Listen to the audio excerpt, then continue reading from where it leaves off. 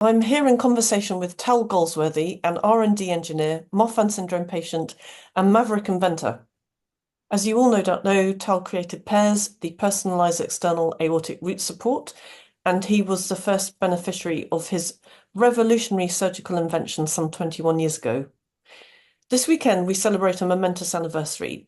It marks 25 years since the start of the PAIRS project. And in this interview, Tal is taking stock and reminiscing on the steps that led to his groundbreaking invention and its journey through 2,000 patients. Welcome, Tal, Um, Actually 1270 odd patients, but of 70. Apologies. it'll be there pretty soon. We're racking them up pretty quickly.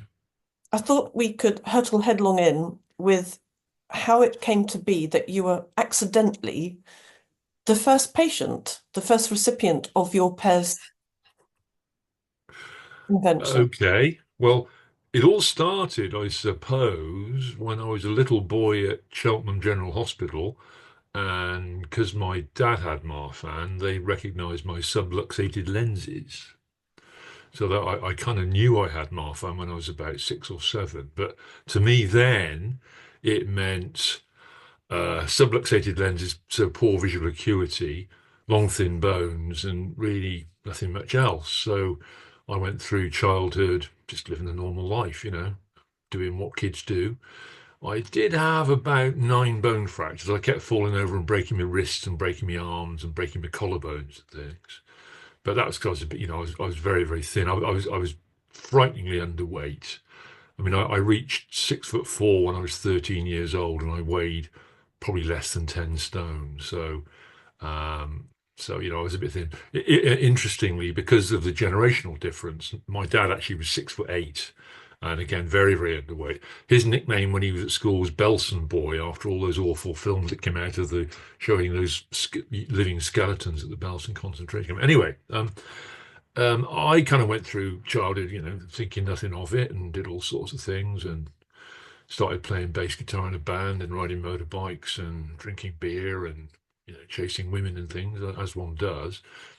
And then my dad retired when he was 55. Lucky man, I hear you cry. Yes, lucky man. And he was getting really quite interested in the Marfan syndrome thing because he was very, very badly affected. His visual acuity was extremely poor. As I say, he was 6'8" with a 40-inch inside leg at a time when you couldn't buy clothes that fitted people like that. So he said, "Oh, we must join this Marfan Association." Yeah, yeah, okay, whatever. I'm busy at work, and he's retired with too much time on his hands. So we joined the Marfan Association, the late Marfan Association, and we met Di Rust, and we met many of the other assistants, Joan, Marion, Francis Rees, many, some of whom I still see. And we went along to a Marfan Association Information Day at St George's, which is a long old journey from Cheltenham. And St George's, yeah, not the nicest place to go. Anyway, we did. We met lots of the others. And then he started reading the Marfan newsletter, and hey ho, next thing he says, "Oh, we got to join this genetic study." Yeah, yeah, okay, okay, yeah, we've got to join the. Oh, all right, okay. So we dragged our sorry bottoms all the way to St George's again, and we got measured. Our span was measured, and our height, and our weight, and our eyes were looked at, and we both had a transthoracic echo to make a rough estimation of our aortic diameter. So at the end of all the measurements, we roll into Anne Child's office, and she said to us, "Oh well, you're Mr. Goldsley Senior. Your ascending aorta is 3.8 centimeters, and Mr. Goldsley Junior, your ascending aorta is 4.4 centimeters." I did question whether or not she'd got those the right way around. Sadly, she had. So that then began an annual trip to get my aortic root measured. I was 35 or something when I was in 1992. And the old man was sort of 60 something. So he was 30 years older than me, but I was, at least 6 mil bigger than him in terms of aortic root. So rolled along the next year, had my aortic root measured, and then I was sat down by Charles Pumphrey, a cardiologist, no longer with us, and he talked me through the total root replacement operation, the Bentall operation. And I was sitting there thinking, Well, he hasn't told me what size my aortic root is. So what's going on here? Is he trying to see whether I start to twitch, and if I do start twitching, is he then going to feed me beta block? Because anyway, I sat and listened to it, not really all that impressed. And then he told me, well, your aorta hasn't moved very much. Anyway, 1992 to 2000, my aorta stretched out from about 4.4 to about 5, so about 6 mil over sort of 8 years. So spin forward to 2000. My old man was dead by then. Unfortunately, he died of a stroke when he was 69, I think. Anyway, I've got to 2000. My aorta is at 5 centimeters, which was then at the point at which the surgical intervention was advised. Yes, it's an arbitrary number. No, don't rely on it. Don't think it's an absolute, because it isn't. And I went along again to St George's to the Marfan Association Information Day. And Professor Tom Treasure, who was then Prof of Cardiothoracic Surgery at George's, did a presentation on root replacement. So at the end of it, he sort of said, "Any questions?" So I said, "Yeah, why aren't we doing this, this?" And I outlined a new process which had occurred to me over the intervening few years. And to his credit, instead of saying, "Go away, you silly lay person who knows nothing about anatomy," this is the way we do it. He said, "We need to talk about this." And there it was, but that's where it began. So this project began because Tom Treasure has a far higher regard for intellectual honesty than many others do, clinicians included. And that started a collaboration which really lasts to this day. Tom is now retired and living in France. But, for the first 10, 15 years of the project, he was the principal scribe. He introduced John Pepper to the project. John then went on to do the first 22 pairs operations, including mine. And so I have to say that without Tom's intellectual honesty, none of this would have happened. And I'm very pleased to say that sentiment is expressed in my patient experience up on the Extent website. And I'm very glad that it's there for the whole world to see, because I don't think Tom Treasure gets the credit he deserves. And part of the reason he doesn't get the credit he deserves is that he is so rigorous and demanding in terms of getting to the correct information that he reminds many other people of just how sloppy they are. And so, of course, when push comes to shove and the great and the good are asked, shall we give this Tom Treasure character a knighthood, they all sort of put a cross on it because they're so embarrassed about how much better an academic he is than them. Anyway, so that's where the project started. And this was 25 I years ago. this is 2000. This is 2000. So Tom and I start working together. Tom introduces me to Bob Anderson, the cardiac morphologist, fantastic guy. I'm I'm so privileged to have had so many one-on-one tutorials with some really, really talented individuals. John Pepper comes into the project. I spend a day in theatre with Tom, where he does a total root replacement and a few lung tumor removals. I spend, I don't know, days, weeks with John Pepper. I watched about 15 or 20 cardiac ops with John in the theatre with him talking through everything. Um, I applied to the British Heart Foundation for a grant. They turned me down. I was extremely disappointed. I bumped into some friends who were able to invest. So I said, "Oh, I'll start a company." And so I started a company to raise the money to fund the project. When I got enough money in, and actually those presentations were fun, actually, raising the money out of various people. Um, I then got into bed with Imperial College because I'm not a CAD engineer. I knew I needed a CAD engineer, computer aided design engineer. And so the project started rocking and rolling in, I don't know, I think we started for real in about, late 2000, early 2001. So I spent most of my time at Imperial, where I met Warren Thornton, who was doing his PhD. Warren is a CAD engineer. Warren is still doing all our computer-aided design for us to this day. He and I are now the longest serving members of the project.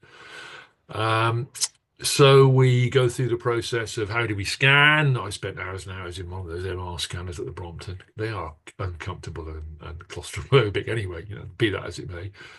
We then figured out how we were going to CAD model. We then figured out how we were going to um, prove that the CAD model was fit for purpose, and we've done that.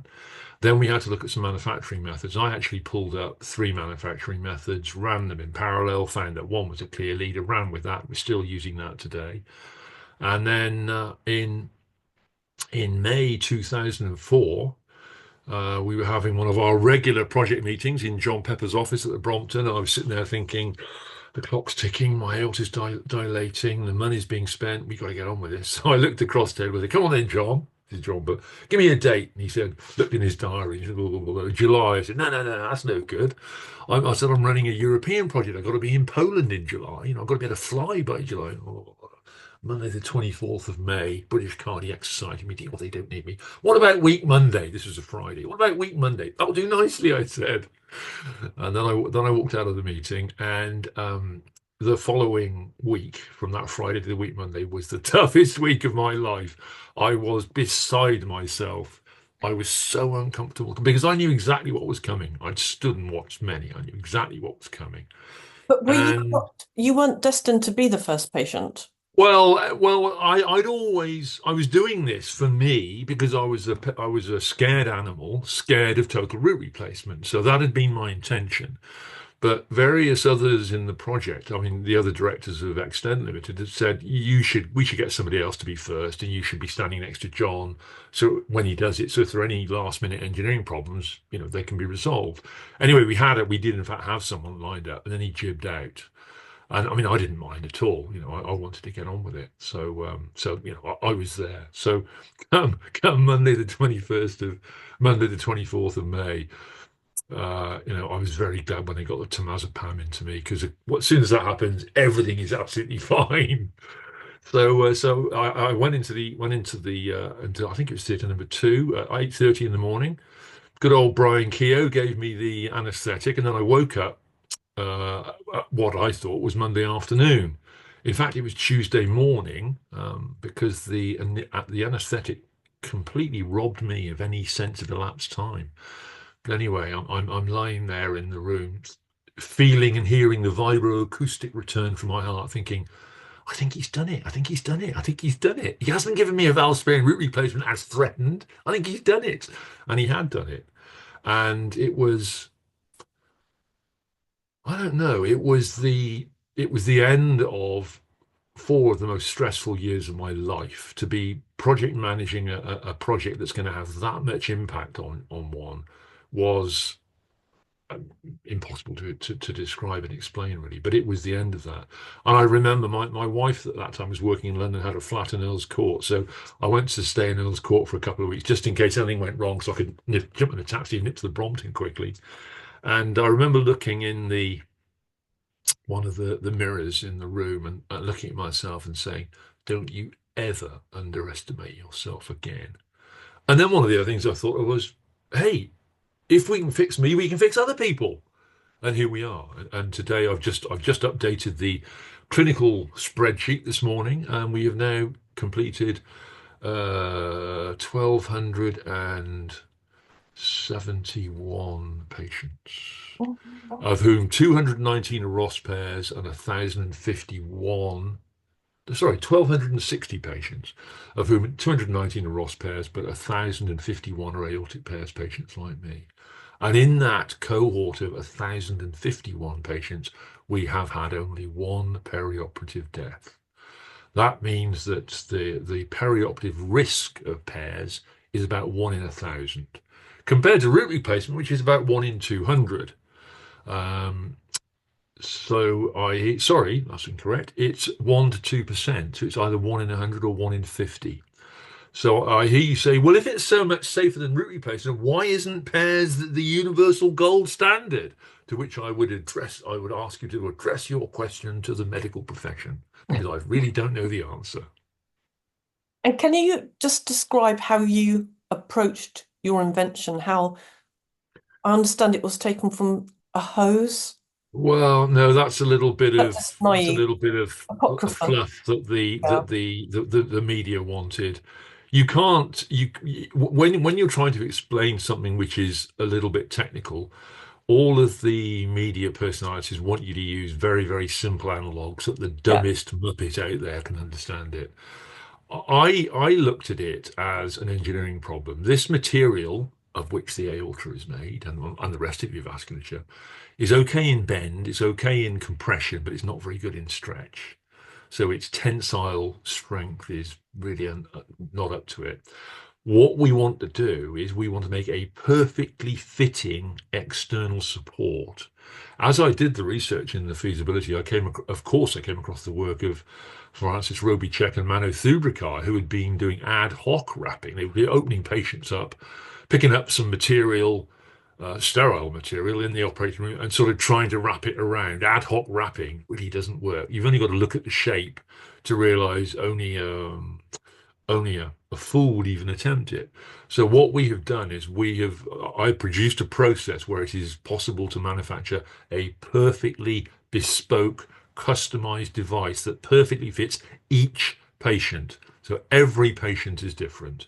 And in fact, when you look at it, the shape of an aortic root, they are all different. So you need to be able to do that. So really, it was how do we scan and CAD model? How do we prove that the CAD model is correct? How do we then manufacture an implant to mimic exactly the shape of that particular patient's aorta? So for me, it was my stock in trade, really. R&D engineering, that's what I do. I knew a bit about CAD, I knew a bit about scanning, I knew a lot about rapid prototyping. We use that to manufacture a former, a rigid plastic model of your aorta. And then I knew a lot about technical textiles because I'd done a lot of work in fabric filtration of particulates from incinerators and coal-fired boilers. So I just put together the knowledge base I had, and it was that part of it is really was reasonably straightforward, really. I mean, and that wasn't a big issue for me. But what was surprising was how much of a surprise what I was able to do was to many clinicians. I presented all over the world, and many of them are intrigued because they realise that despite the fact they think they know everything, they don't know everything.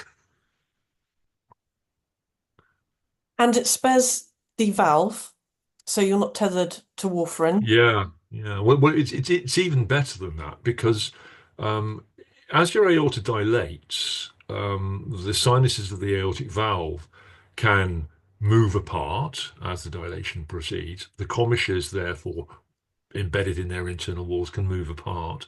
So the leaflets of the aortic valve can move apart, and then some of them can fail to coapt. They can fail to touch in the middle, and the valve can start to leak. Yep. Well, once we've got you in CAD, we can scale on diameter very, very easily. So many patients have 100% graft, many patients have a 95% graft, some have a 90%, some have an 85. So if we find a patient who's very dilated and they have dilation-induced aortic regurgitation, we can actually produce an undersized implant. The surgeon opens you up, anesthetises you, opens you up, put the anaesthetist drops your blood pressure, so they engineer hypotension as opposed to hypertension. Your aorta shrinks, you put the undersized device on, you bring their blood pressure back up, the aorta grows out to the reduced size implant and stops, and you recover valve function. So in hundreds of patients who have some level of aortic regurgitation due to their dilation, we've actually secured the aorta and we've recovered their valve function. So it's an absolute double whammy win for the patient. I mean, a really great, and you don't need any drugs afterwards. No, no anticoagulation, no nothing. Of course, it's wise to take a beta blocker and perhaps an ACE inhibitor or an ARB because the rest of your system, your arch, your descending aorta, your common iliacs, everywhere else is subject to the same mutation, the same connective tissue disorder that the rest of your body is. But in essence, you could say, well, you know what, I'm just not going to bother anymore. And I know that there are some of us who do that. I personally, I take a very small dose of beta blockade and a little bit of ARB, candesartan, I think. But these things don't have any negative impact on my life at all. Thank you for clarifying the valve involvement. That's brilliant. So as PERS becomes increasingly popular, several patients have approached us. They're anticipating their PERS surgery. They've had their sort of bespoke support. created, and then there are inevitable delays. The surgery doesn't take place when planned, it's Yeah. postponed. And I suppose their worry is for how long does this support remain perfectly measured and relevant? Right. It's in a sense, it's an impossible question to answer. I mean, I can tell you that one patient had his scan in the January. He was operated on a year later in the February, so 13 months post his scan. Gosh. And the 95% device went on him perfectly because the anaesthetist drops his blood pressure, his aorta shrinks. We put the 95 on, everything is comfortable. We recovered his aortic regurgitation, and he's really, really happy. I can also tell you that one other patient who was scanned, I think, in a May, we made the implant, shipped it to the hospital. He had his operation in the July. Uh, yeah, about 2 months later, and Yes. his aorta had stretched out so much that the surgeon had to modify the implant in order to get it around his aorta. But that those are he is a one in 1,050 case. The real problem is because we don't understand the connective tissue disorders, we don't know the rate at which they're going to dilate, nor do we know whether that rate will become non-linear. Now, in my case, it was pretty linear over 8 years. It didn't really change very much. But in the case of that one whose implant didn't fit, clearly his aorta had started to accelerate its dilation between the CT scan and his operation. Yeah. So I would say, given the control we have with hypotension, with during the operation, I would say that the chances of an implant not fitting is very small. Because if you can induce hypertension, even if an aorta is dilated by another 5 millimeters, it's very easy to recover that during the operation to bring that down with hypotension and then put the standard implant on. So I would say the probability of that being a serious issue is very, very small. We've only had one case in 1,050, so I would say it's pretty small. Those words are going to be huge comfort to a couple of our patients' Yeah, parents. well, I'm glad about that. It's uh, I would say that in the great scheme of things, that's a very, very small risk. So I would say, not. I mean, I've been through that preoperative period, and it is acutely stressful. It can be acutely stressful, and I've communicated with many, many, many patients over the years, and the similarities in the experience that we've all had are huge. But I wouldn't be too worried about that. I would definitely say to people, get yourself as fit and as healthy as you can. If you're overweight, lose some weight. The fitter you are, the more quickly you will recover. There's no doubt of that. And don't people recover quickly after pairs? I was a 47-year-old. I had an operation on the Monday.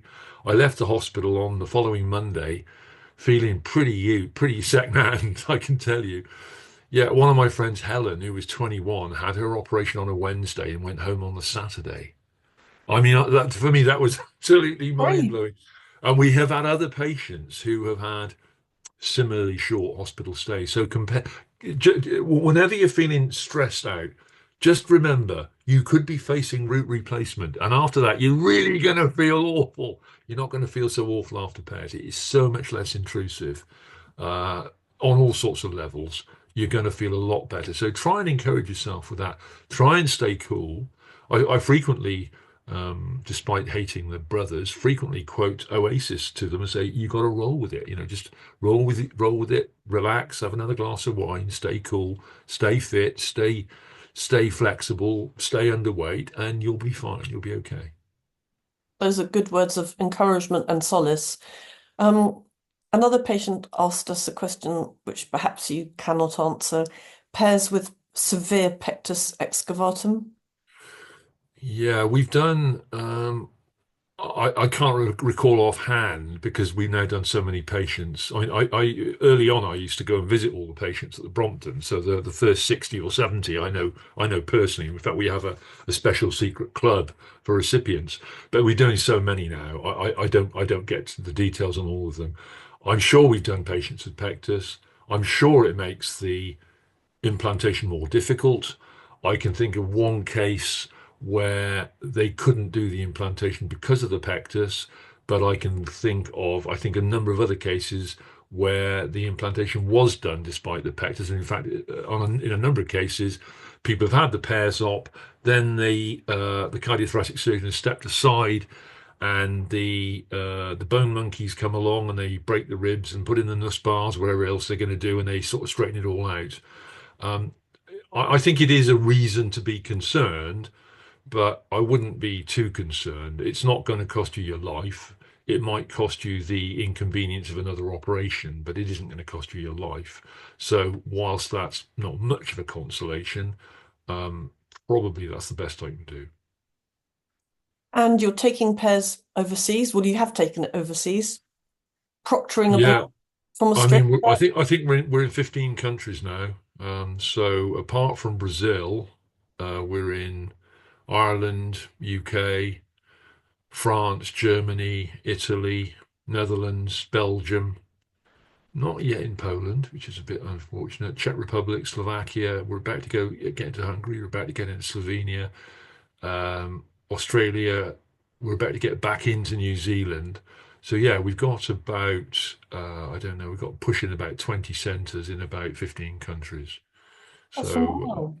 a lot. Yeah, and in fact, I've just done a ranking of the hospitals for one of our surgeons in the Czech Republic who has just done his hospital have just done their 101st pairs operation, and I find to my amazement that uh, Royal, St Thomas's in London have done 178, I think, or maybe it's 179. And this one of the hospitals in Brisbane, Prince Charles, they've done about 160, 158 or 160. So we've got a number of hospitals who've done more than 100 cases. So now, if you choose probably any one of probably 20 centres, they've got really experienced surgeons. I've been talking to a few guys in Canada. The one has just been over to Brno in the Czech Republic and had his surgery at CKTCH. They've got two lovely, lovely guys there, Petr Nemetz and Petr Fila, great surgeons. They've done about 80 pairs ops there. He's very, very happy. I'm talking to another guy who's talking with EChem in Prague and thinking about going to Brno. We've done 24 US patients in London, most at the London Bridge. So, even people from the States are voting with their feet and coming over and getting it done because it's the insult is less, the outcome is better than root replacement. Why would you want to choose root replacement? And they've sensibly, yes, because it hasn't yet been accepted by the FDA. No, FDA are extremely demanding in terms of the documentation that they require, and we are struggling as a company to get all of that documentation together to satisfy FDA. And as a patient, I'm disappointed at that. I'm disappointed because I don't think organisations like the FDA should be denying people access to proven treatments. They should certainly be denying snake oil salesmen from ripping people off. But they've just gone too far, I think, the FDA, and it's very, very sad for US patients. Virtually all of the patients who have come over from the US have been either they've got their health insurance to pay for it, bit of a Right. battle, or they're well enough off to pay the 55 grand to get it done. One of our patients, Matty, a lovely girl, I met her in London. She cashed in her retirement fund, paid for her pairs op in London, which was about I don't know about $60,000. She went back home where her dad was having a total root replacement at a US hospital, which was being charged at $250,000. So she's got a treatment that's better than root replacement, evidentially better than root replacement for a quarter of the cost of root replacement. Sadly, healthcare in the US is just a big money go round. Mhm. And if you're rich, it's fine. And if you're not, you're stuffed. And finally, I think we were going to talk about the genetics, Yeah, yeah. Um, phenotype, Marfan, and Yeah, yeah. a little anecdote. We treated a couple of identical twins. So these guys, one egg, one sperm, and then the thing splits into two people. So these are identical twins. They're buddies of mine. I know them well. Whenever I meet them, I don't know which is which. So I just say, hello, Isaac, and hope I got the right one. But I can remember that we have them CT scanned. We CAD modeled them. When we produce the CAD model, we produce an STL file which you can feed into a 3D printing machine and get the plastic model of the form out. But we also produce a report which overlays our CAD model onto a whole series of CT images from the patient, so that we can effectively validate our CT. And I looked at the first CAD model for one of these twins, and it was whatever it was. And then I looked at the second CAD model, and I sort of jumped. Christ, it's different. And then I realized subconsciously, because these guys are identical, they live in the same house, they go to the same school, they play the same basketball. I'd subconsciously assumed their aortas would be identical, and they were not identical. They were not. And these guys are identical twins. What this tells me, I think, is that when I see all these people on the various Marfan sites saying, "Oh, we're getting the genetics done, we're getting the genetics done," be very, very, very careful what you think the genetics is going to tell you. If in the USA, the genetic test means a box can be ticked so you can move on and get root replacement or get to see another doctor, that's fine. But the genetics, the genotype, does not tell you what the phenotype is going to look like, as evidenced by the fact these identical twins have different aortas. So be very careful what you expect to get from the genetics. And actually, I mean, if I had my way, and I've expressed this at various conferences, I would throw away all the names like Louise Dietz and Marfan and Ehlers-Danlos, because these are syndromes, and you can pick and mix the differences that you have, and also the degree of those differences. In a sense, these are meaningless words. And when you have a Marfan, website, and everyone thinks they've all got the same thing, no, they haven't. For example, I have the long bones, I have the subluxated lenses, I have the dilated aorta, I don't have any mitral valve problem. But as I see on many, many sites, oh, I've got flat feet, I'm Marfan. I've got the highest arches that I know. So clearly, our understanding of the genotype, how the genotype expresses itself in the phenotype, is profoundly flawed and profoundly elementary. So don't take any reliance on about any of it. What we should be doing is we should be saying, now, Mr. Goldsworthy, yes, well, you have got A, B, C, D, E, F wrong with you. B is life-threatening, so we'll deal with B first, and then we'll worry about the other things. To put a label on me, oh, I've got Marfan. Well, what does it mean? It's almost meaningless. It struck me as odd when I saw a paper some years ago suggesting that I think 3 or 4 young girls, which Antoine Marfan first assessed and described, have in later years been thought to have had Beal syndrome, I think, not Marfan syndrome. So, and as our knowledge increases, the definitions of Marfan syndrome, the phenotypical manifestations, the long fingers or the simple ears or whatever, they've all changed. So if you took 1,000 people with Marfan now, and then you took those same patients and you applied the earlier criteria from, say, 20 years ago, they may well be not Marfan. So I think we need to be really, really careful about the words we use and about relying too much on genetics, because the genetics doesn't really tell you what's going to happen. That is a very interesting perspective. Thank you. And one last thing, how are you celebrating this weekend?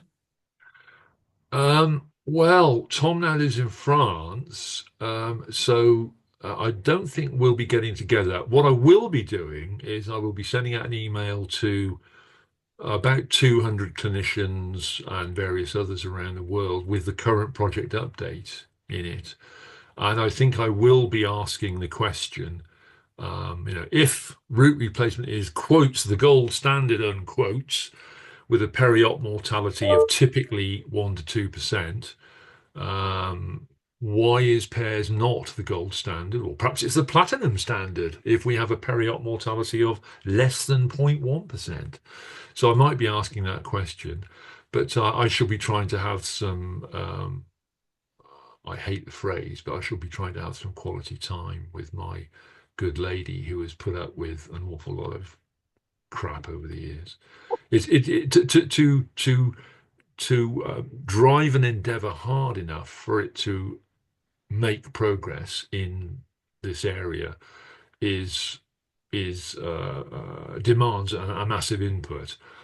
I would say, as I've quoted several times, that I was obsessive about making this project work because I was terrified at the thought of total root replacement.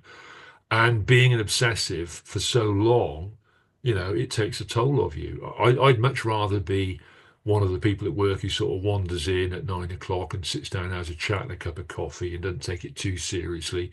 That's an okay lifestyle, but to work as manically as I've been working has taken a toll of me. I don't have any doubt of that. My mental health, I'm sure, is less robust now as a result of the stresses I've been through. Uh, I find it hard to whinge and whine too much about it because there are 1,269 other people whose quality of life has been massively improved. We've saved the NHS shed loads of money, but they don't appreciate that because no one in the NHS actually looks at the costs in that way. So there are a lot of real positives to come out of it. So what I want to do is just try and wind down a little bit and have a little bit of a good time. I'm 68.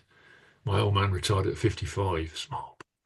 I'm still doing 3.5 days a week, and uh, I probably shouldn't still be working at my age. I'm not made of the right stuff. Were I made of the stuff that Tom Treasure and John Pepper are made of, I'm sure I could still be working quite happily, but I'm definitely not. We know we're not. We have a connective tissue disorder.